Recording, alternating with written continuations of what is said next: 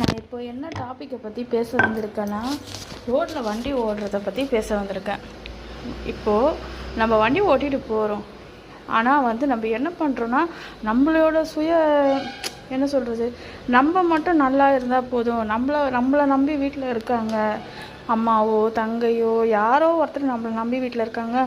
அதனால் நம்ம சேஃப்டியாக போகணும் அப்படின்றதுனால மற்றவங்க எதிர்க்க வரவங்கள நம்ம என்ன பண்ணுறோம், அவங்களும் அவங்களுக்கும் வீட்டில் அதே மாதிரி ஆள் அவங்கள நம்பி இருப்பாங்கன்றதை நம்ம பொருட்படுத்தாமல் நம்ம பாட்டுன்னு ஸ்பீடாக போயிட்டே இருக்கோம். ஏன் அது மாதிரி பண்ணுறீங்க?